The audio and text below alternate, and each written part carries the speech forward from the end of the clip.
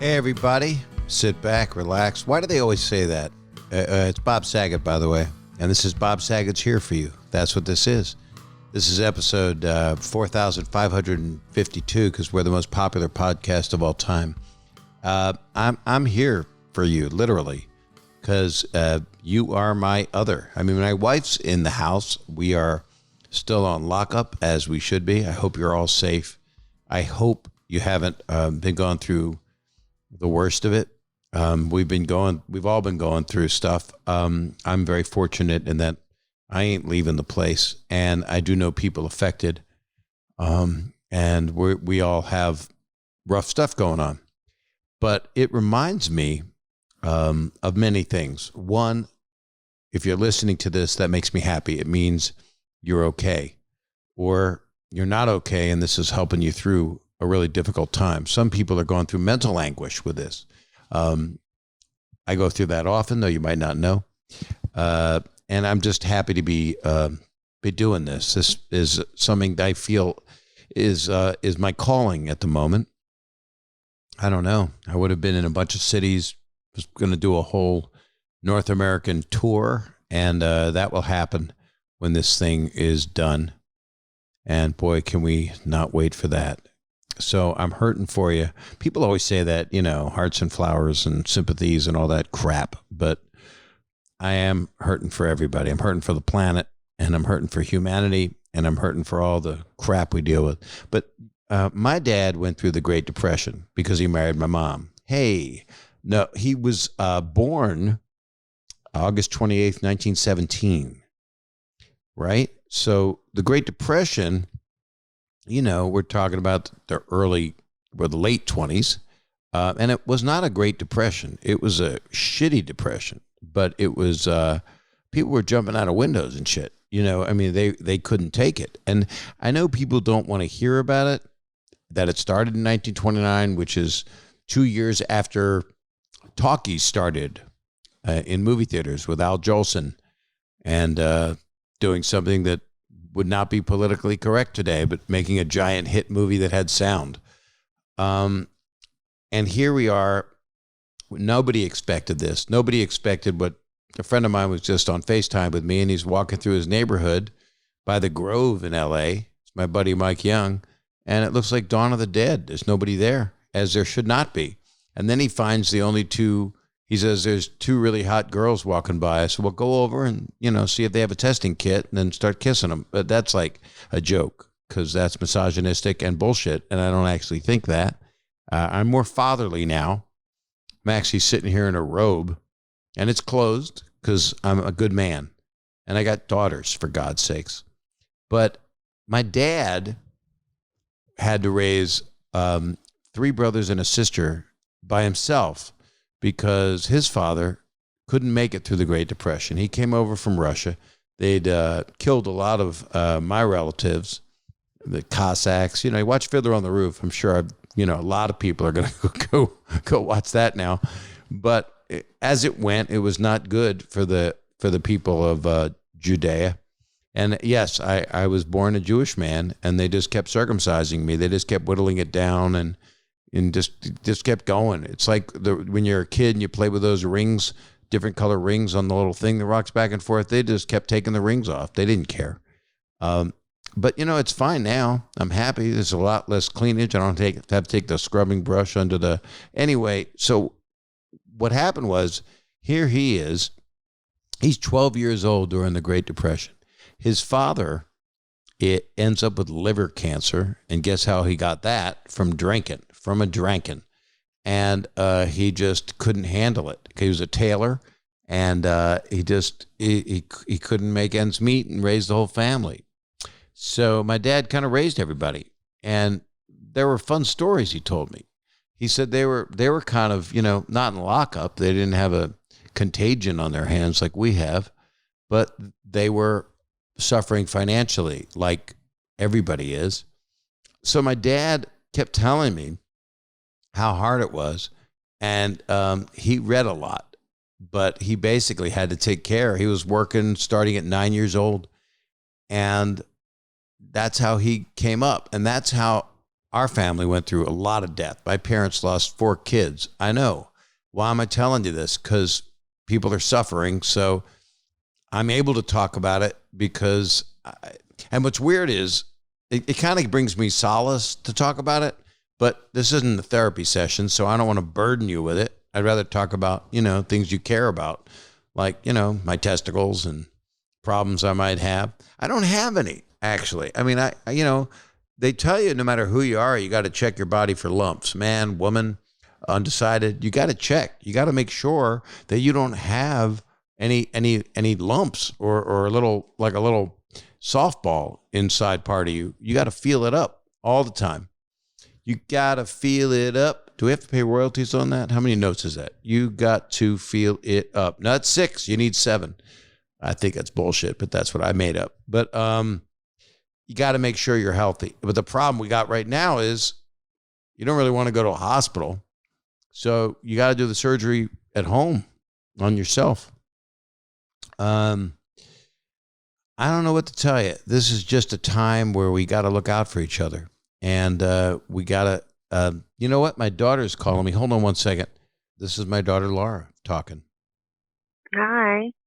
Everybody just said hi to you.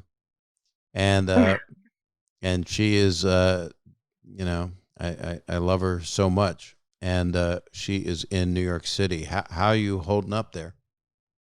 It's fine. Just learning how to cook and You spending a lot of time. you never knew how to cook before? I never knew how to cook before this week. Did you never even put anything in the oven, like a frozen pizza or anything? No, not really, no. Is that my fault? No, I never really had interest and I didn't really have a need to. So I did not know how to cook So anything. you just ate out all the time because you're in New York. No, I would I don't know, just like eat prepared things or whatever. Just not like take the time to properly cook anything. I would just I don't know what I would do. You have no idea. You have no memory of how you ate all these years? No, it always seemed to be fine. I always got fed. But I didn't know how to make anything properly. And tonight I made a Cuban beef stew. And I stewed it for 3 hours. You said cumin, not human, right? A Cuban beef Cuban. stew. Okay, I thought you said human, which would mean things would be really bad. No, it's not that It's not bad. Soylent Green. You know what Soylent Green is, or is that before your time? Eating humans? Yeah. Did you know the movie? Do you remember me talking about it? You never saw it, right? I didn't see it, no. But you remember me talking about it? I think so, because I have a vague memory of it, but I don't know. Most people that saw it have a vague memory of it, except Charlton Heston yelling, "Soylent Green is made of people."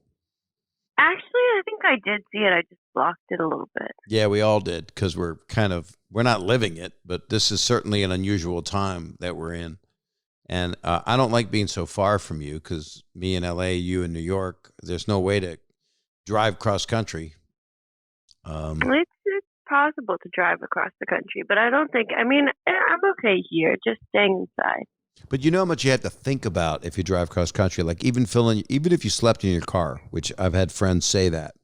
My buddy Mike Young said, "I'm just going to drive to Detroit, and my friends are there. I'm going to go to the beach house where my mom is, the lake house or whatever, beach house."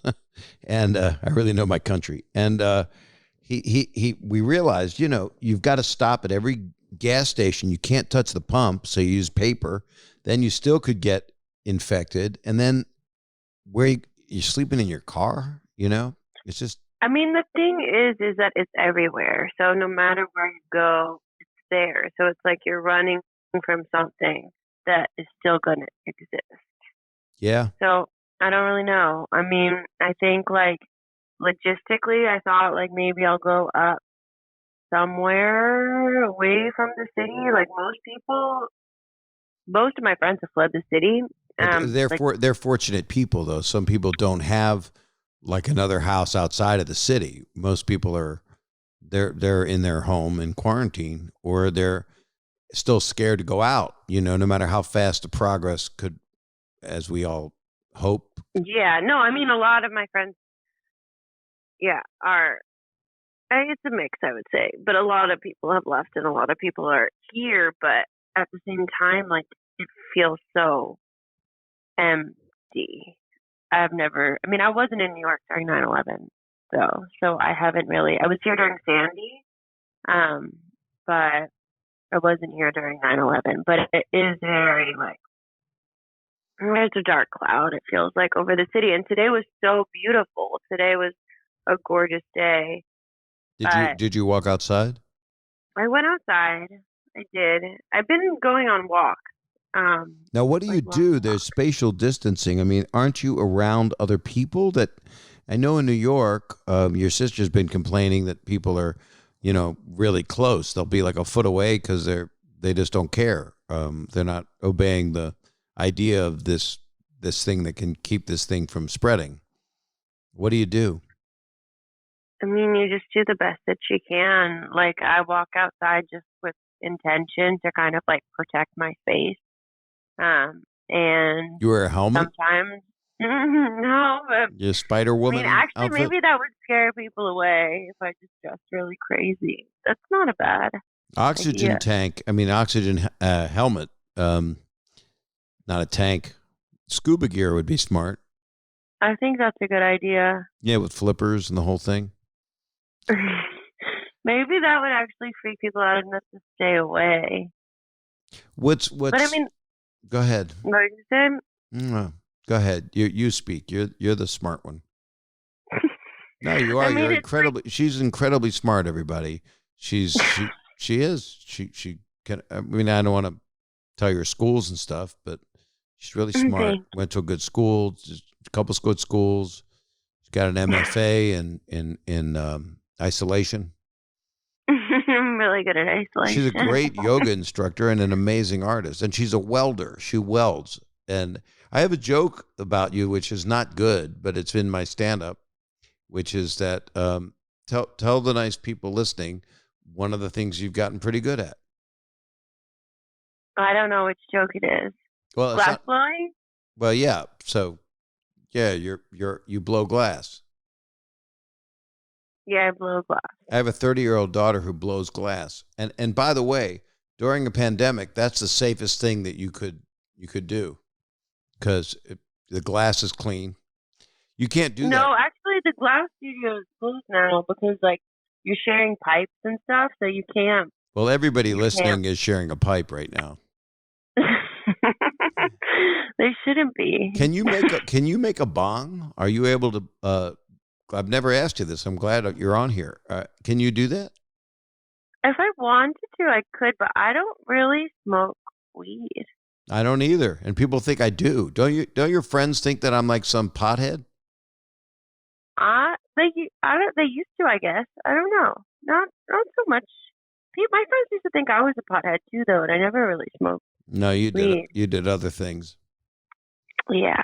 But now you're all grown up and you've learned, and you're very holistic now. She's like a role model to me.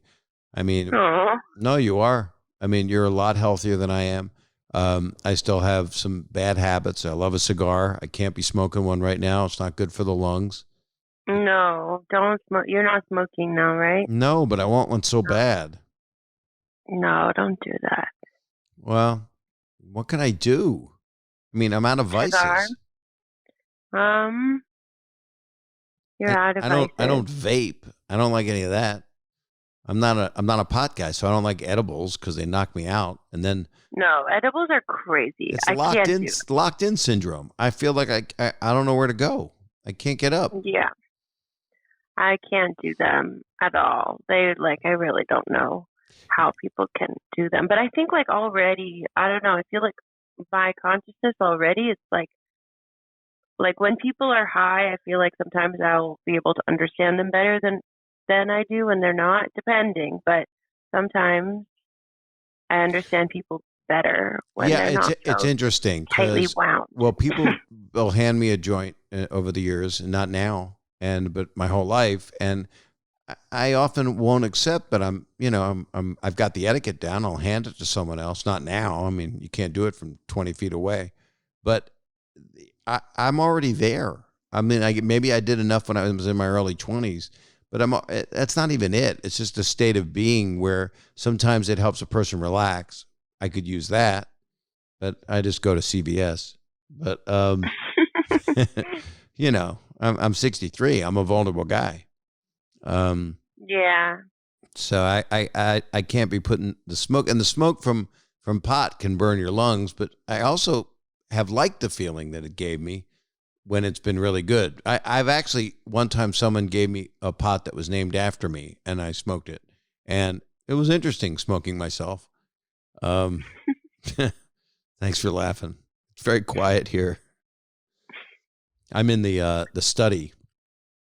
Oh, really? Yeah, I got a whole podcast set up in here. Oh, it's not a podcast. This is a broadcast. This is a program. Okay.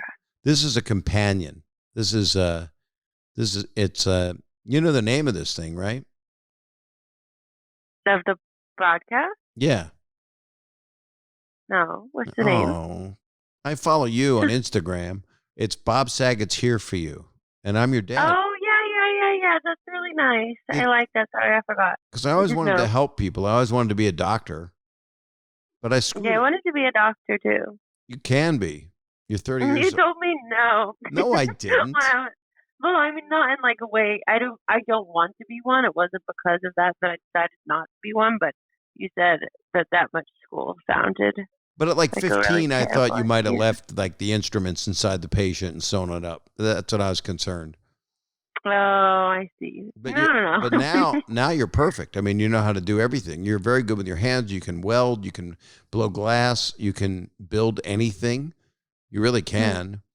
And you and your sister Aubrey have done this amazing art exhibit, which unfortunately during the pandemic had to stop early, which is unfortunate. But although it's still up there, so maybe we'll be able to, once everything calms down, keep it up for a little bit longer. I'm going to put a sign up on the stairs there so people can have some nice words when they walk by. is it dangerous for you to go to it? No, I can just walk and wear gloves and just be careful. And perform surgeries along the way. Yeah. And what do I tell I've been people? walking. What would people look at on Instagram? Studio 200? Yeah, Studio 200 NYC is the Instagram for our collective. And it's a bunch of artists, and you guys have all done all these amazing pieces. And Aubrey paints us these beautiful paintings. Everybody does wonderful work, and you do these amazing things with neon. And it's not neon, though, is it? It's like, what is it? Well, neon is technically red, which is interesting because kind of like neon is used as like an umbrella term, but the gas that I've been using in these sculptures is argon mercury gas. I'm real familiar with that. That's what I emit after a pot roast. It's just basically gas encased Will you in say glass. say gas one more? Oh, it's gas and glass. Gas and glass. Gas and glass, and then you charge it electrically, and then you just plug it up to power, and then it will glow whatever color. But like different gases make different colors. So now, once a liquor store gets to open up again, could you theoretically make their sign? Would you know how to do that, or that's not what you do? I don't make signs because But would you know how to do it? I know how to do it, but that's not like I put gases inside of things that aren't really supposed to be put. Like I've been like a chicken or a dog. No, I never did that. I don't think I could do that morally.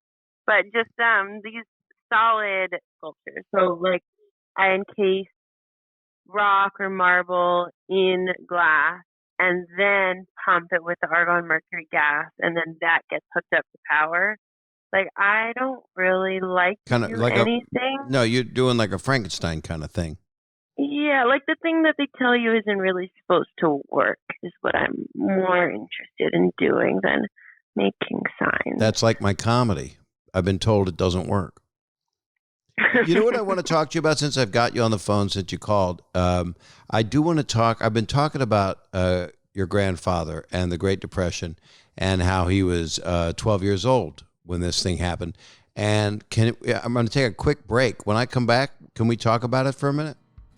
Yeah. Okay. That's my daughter, Lara, and we'll be right back.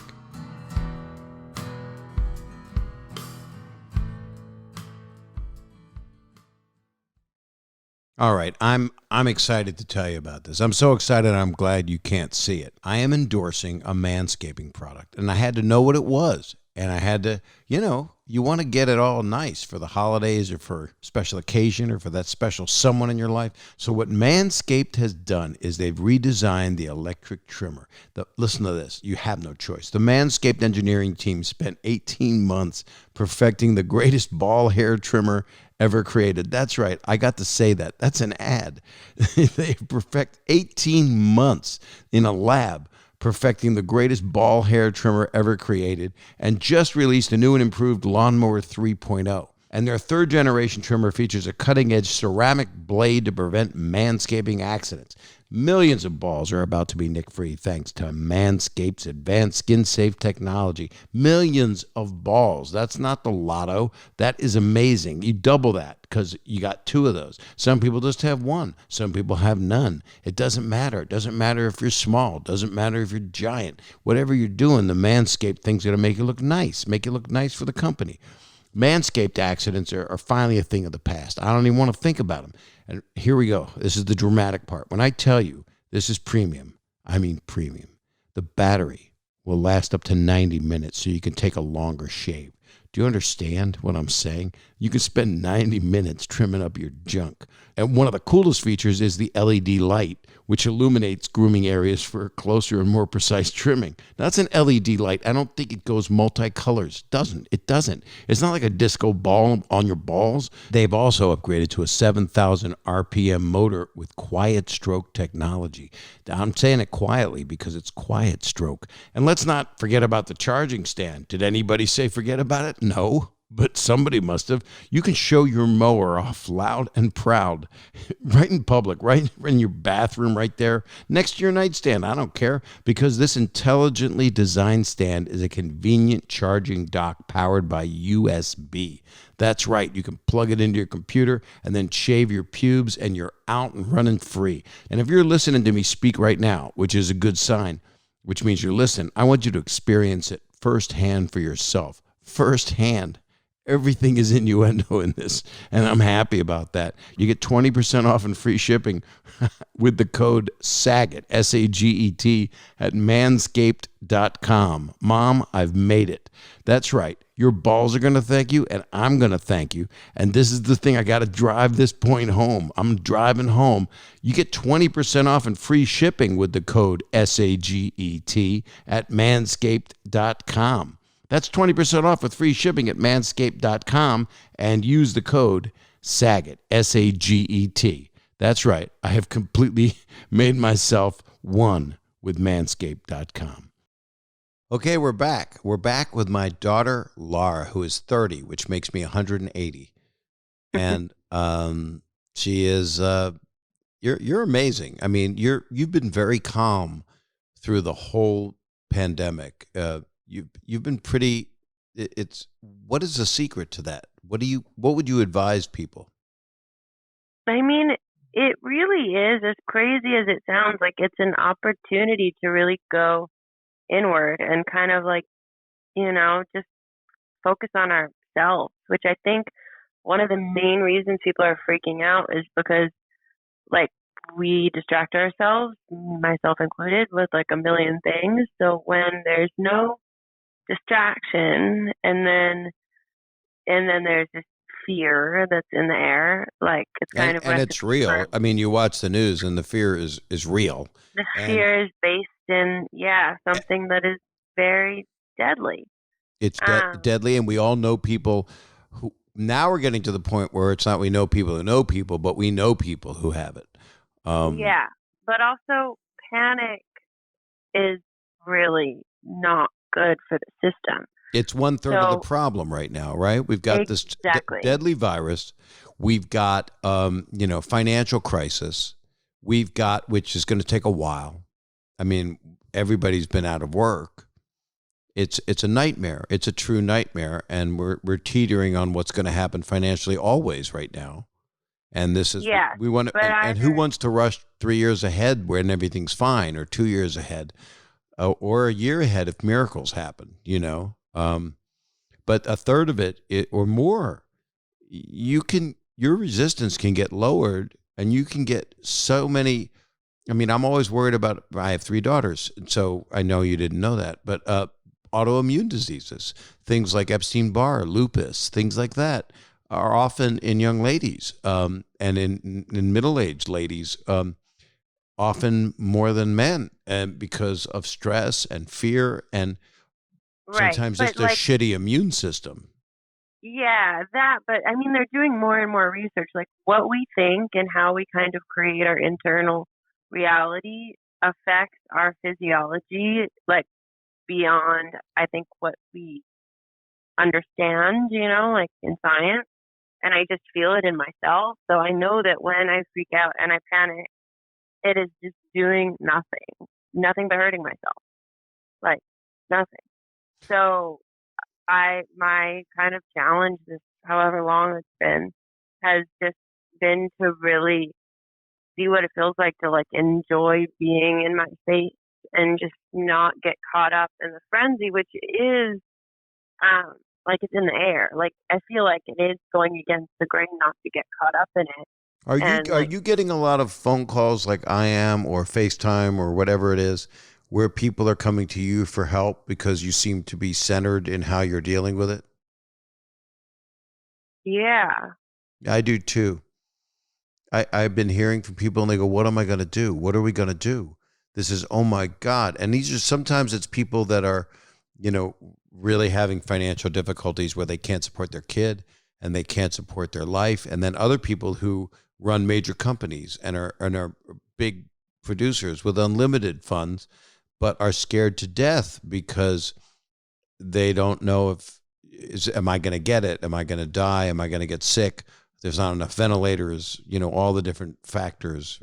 We were not I mean, prepared. yeah, that's what's happened is everybody is on the same, like we're all humans, so we're all kind of brought to the same level. Like nobody is really safer than anybody else, no matter how much money you really have, like in terms of being infected.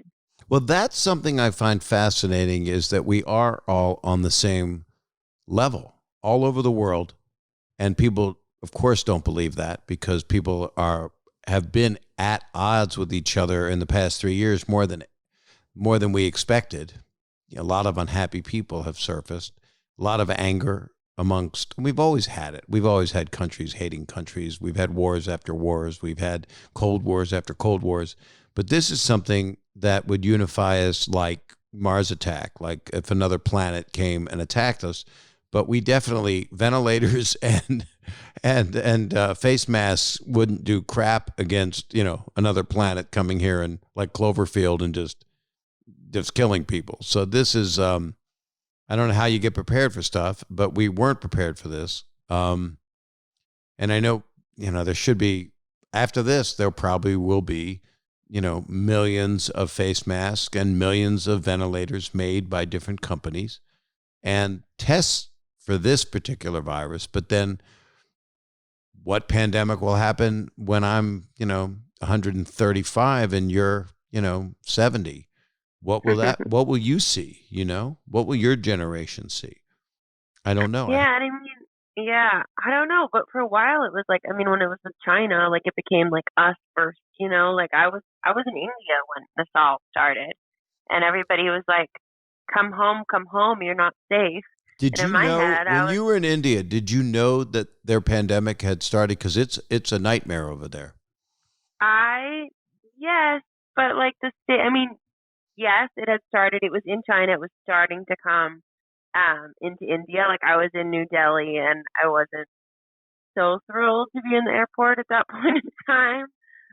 Like it felt like it wasn't the best place to be. But at the same time, like there was no way that it wasn't going to become a global thing. Like it didn't make any logical sense for it not to be global the way that everybody was organizing around it.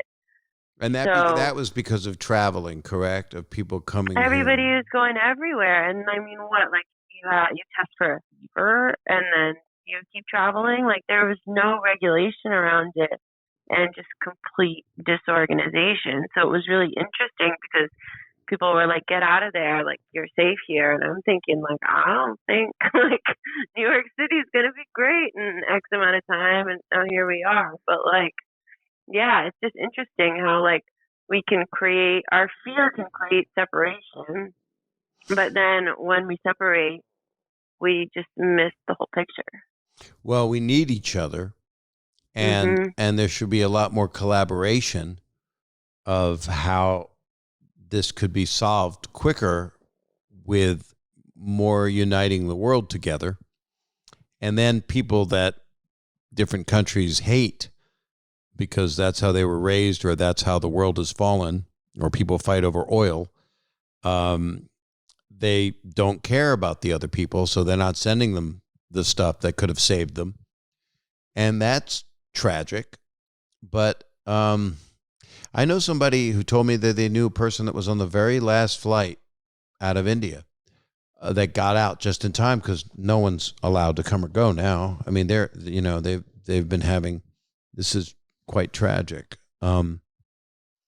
And then there have been people that saying, the elderly. Let's get back to that real quick, because I've got you on this thing. And I didn't expect you to be calling me right at the moment I was recording a podcast to try to ease people's stuff. And the subject was, what tragedies did I have in my life? And our family always has had tragedies. But this is something that globally, as an earth, we're all having it as the human race. And I don't know why they call it a race. It's not, I don't understand. Maybe they're just putting all the races into one thing, like fish. Like plural for fish is fish. So human race, it's not human races. There's human racists, which I don't really care for. My friend George Wallace did a horrible, funny joke on Twitter. And he said this is really upsetting to him because now he can't enjoy all those bat recipes he was liking. That's really funny. It is, but it's in poor taste, and it might offend some people. But it's not meant to. It's meant to. Sometimes we say the sickest jokes just to try to cope, and they're not coming from a negative place. Where other times you hear people say stuff that is just pure racism, and is just, blaming the disease on an entire people, which is ludicrous. And Ludacris was a great rapper. So he has nothing to do with this. But let's talk about your grandfather. So here you go with a guy who was, well, describe him to all the people listening. He was hilarious. I mean, in terms of dealing with tragedy, he lost everybody. I mean, like, a lot of tragedy at a really young age. His sister, my Aunt Temmy, outlived him. But then we lost her and Uncle Jonah, who would just sit there and sleep. But so funny. He was so funny too. But my dad, I don't think I'd be a comedian. I don't think I would have done it if it hadn't been for him. Wouldn't you agree? No, I mean, he's very unusual. But no, I mean, him and also your mom too. The combination of the two of them. But well, she was a straight person. She would tell me not to say things. Don't talk dirty, Bobby. And but look where it got me. That make you wanna? Yeah, exactly. But don't tell your kid not to go by the fire. Don't stick your head in the fire, Thomas. Oh no! Next thing you know, your kid's a human torch. It's terrible. But he would make light out of everything. Everything, really. Like, everything to him was the darkest stuff in the world. Opportunity to make, I mean, something that comes to mind was, remember that hot air balloon accident that almost killed our family? So here we are. I was, here we are. It was a long time ago. How old were you? You're 30 now. No, I know how old I was because I was 5 and I wasn't supposed to be in the balloon until I was 6. So I lied about my age to be in the balloon with you guys. You lied. We didn't lie. You lied. Oh, I guess you lied. No. Yeah, we lied. And then Aubrey was 2 years older. 3 years older. Yeah. And like 8. yes, and the youngest, Jenny, was not there. She was in a crib crying Yeah. at the hotel. And we were in this hot air balloon in, where were we? Vail? Colorado. Yeah. And my mom and dad were in it. And the guy that was flying the hot air balloon had a company, and he was stoned. And he was flying me over greenhouses thinking, because he'd seen me in like Half Baked, that I would want to see where pot is grown. So he's flying me over, and it wasn't legal. And his name was Merlin. Oh, his name was Merlin. And he was not magical. And he wore a purple cloak. And he was stupid as hell. And he's stoned, and he wore a purple cloak, and we're flying in this hot air balloon, and we hit a mountain, and the wind. So first he didn't plan for us to land anywhere. So we're just like kind of flying around, looking for somewhere to land. I remember looking down and seeing like a man look up at us. I don't know if he had like a gun or something. Yeah, he was because saying we're not allowed to. They hadn't planned our landing.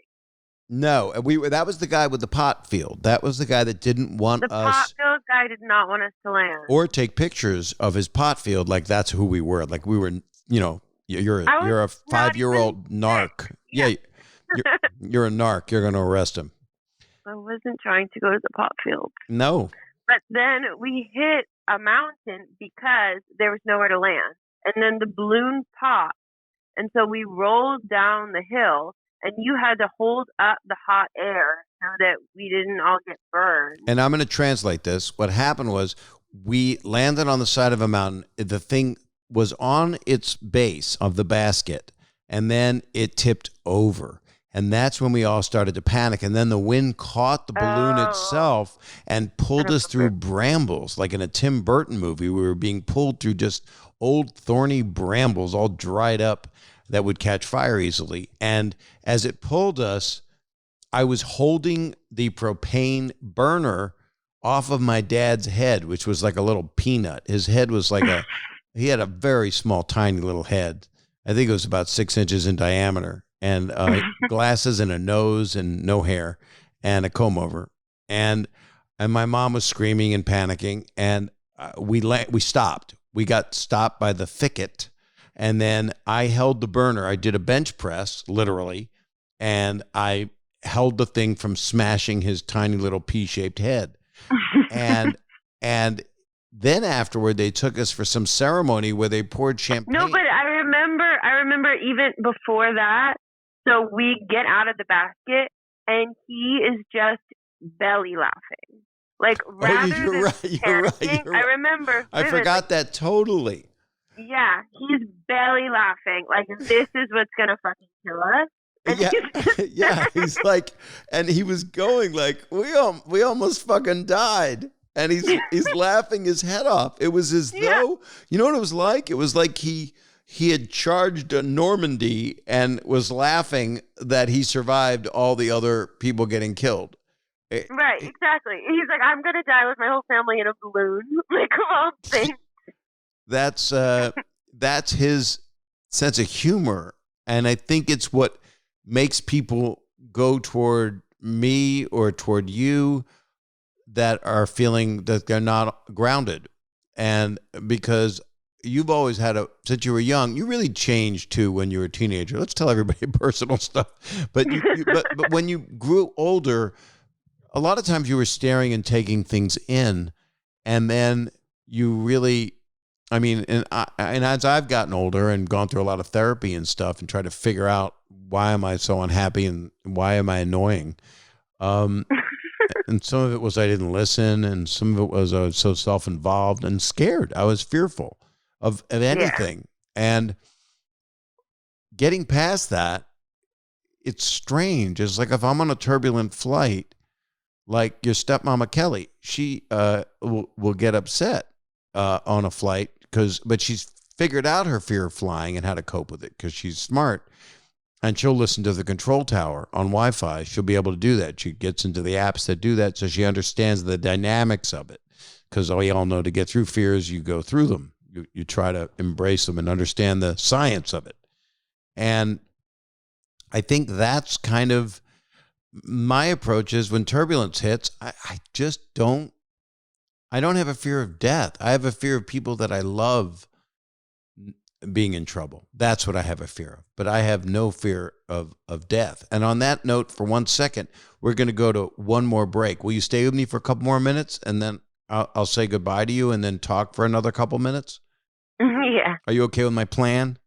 Yeah. I like to outline so the people know exactly what to do, because in case they got to go to the bathroom or something. So we're going to take a little break and listen to some nice people, which is probably me, telling them about great things they can get. So we'll be right back.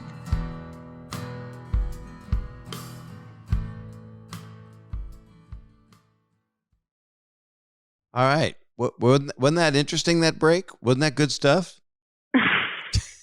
Didn't you like it? Went by fast, didn't it? Very fast. Right. So do you have a fear of death at this moment, or does it not even enter your consciousness? I mean, the thing is I've almost died quite a few times now.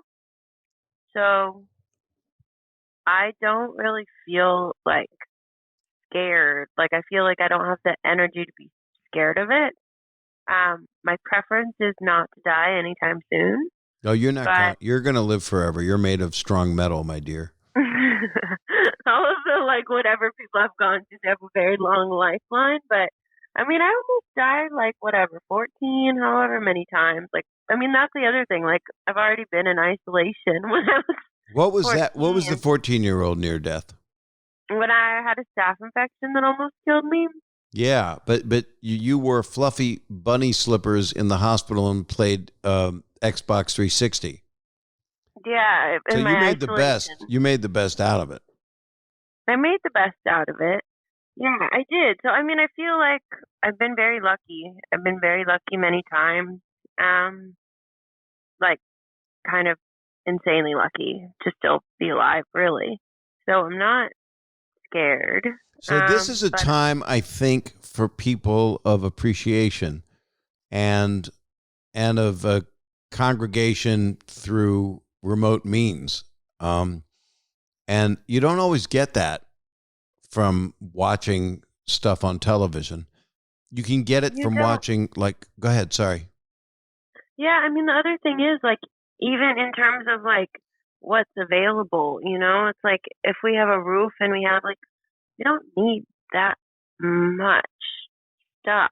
It's just, I think everybody's gotten used to. People do, though. They do. And we're in a society where people want good stuff. And it's interesting. I've been binging this series, My Brilliant Friend, on HBO, which I recommend to everybody. And it's in Italian and it's subtitled.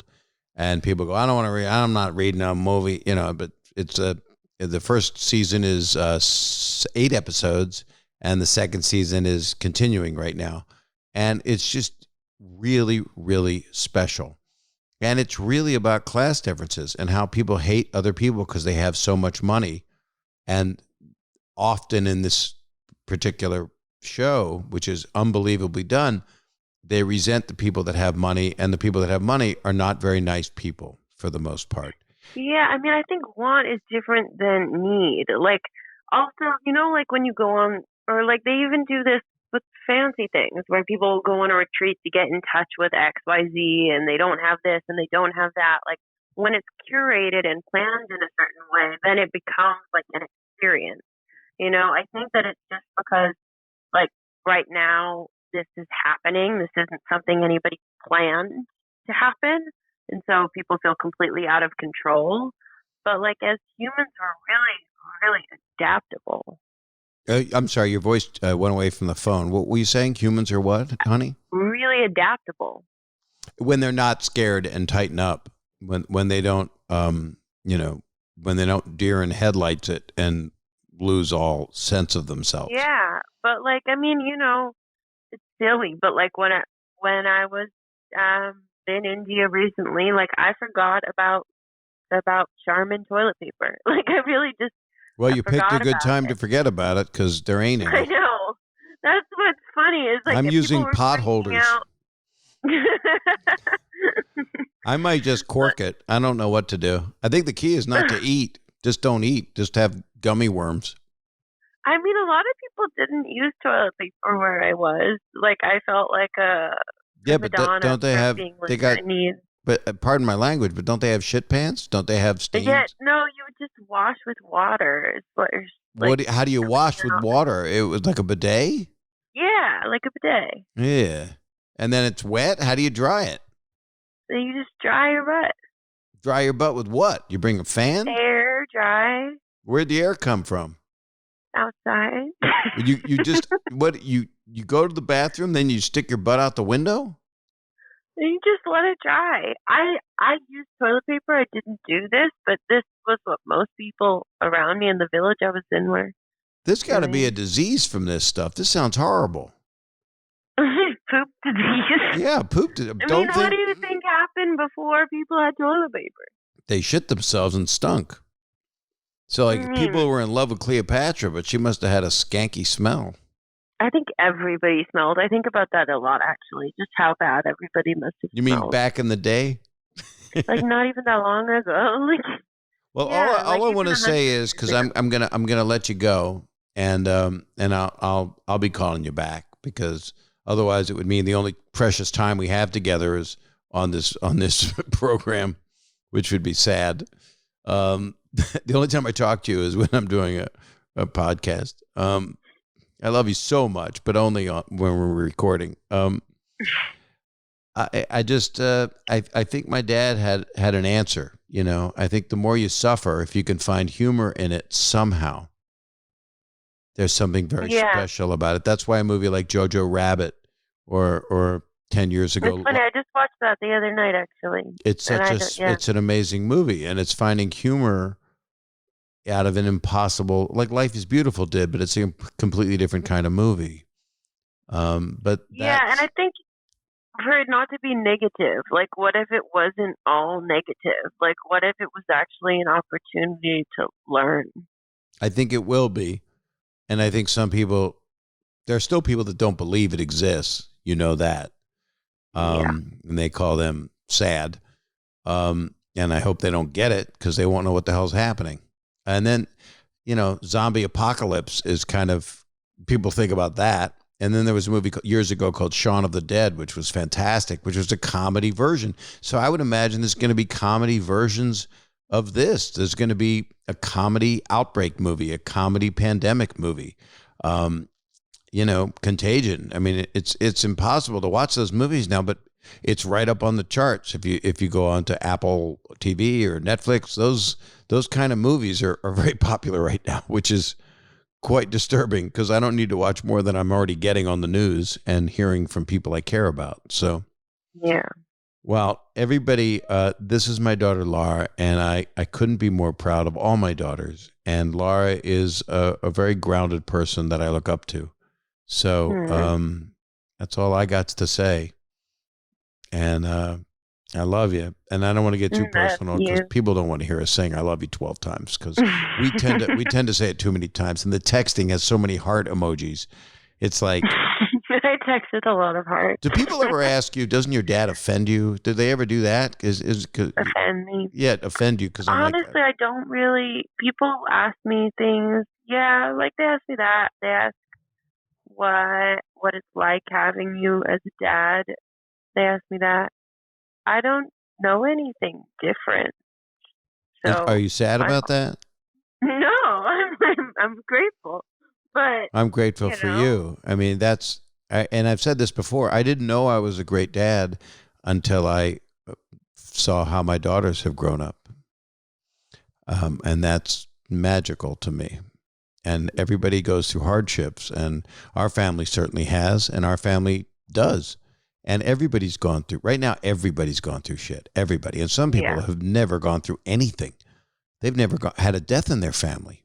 So this is a time that I'm just very, very proud and very, I just don't know what to say. Thank you for being on this. It was literally, you were sideswiped. You were calling me to talk to me because I called you on FaceTime, and then you called me back, and then I went, hey, want to be on a podcast? And that's what happened. So I love you, and I'll call you back.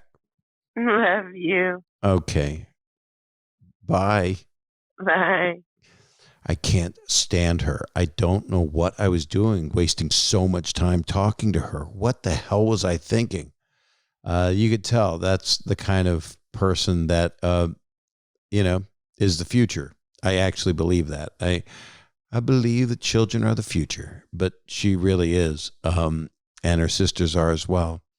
And that's what we got to do right now is help the kids get through this. She's a woman, but she's still, you still want to reassure people that you love that things are going to be okay, and we're all going to get through this financial crisis, through all this stuff that we're going through. And I'm just wishing the best for you and your family, and for your parents, and for your kids. And if you've lost people, my heart hurts. This is the most sensitive thing. I got sideswiped by my daughter, and it got all too real. But what the hell? That's what I'm doing this for, to be as real as I can, and to try to take people out of what they're going through right now and shove them into what I'm going through, which is just wanted to make people feel good somehow. I hope this wasn't too negative. Sorry I didn't curse more. Sorry I didn't talk about my dick. I apologize. I didn't mean to say that. Wiener is probably better if you're 9 years old listening to this. And I think young kids are listening to this because, I'm the TV dad that's not in jail. Anyway, sending you guys lots of love. And there's a phone number at the top of this thing that you can call, because I often like to call people and they leave a message on that number that you can see right in the top of the thing here. It's very technical.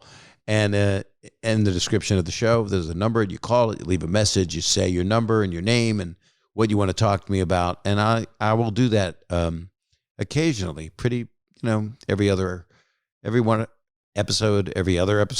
I don't know. My lips are so freaking chapped right now. I don't know what happened. I don't have, I buy like 400 chapsticks and they're all gone because I use them as suppositories. And I think that's maybe why. But it's kind of cool because my butthole's a dispenser for chapstick. See, that's what I do when I hang out with my daughter. I go there. And why? Why is the question.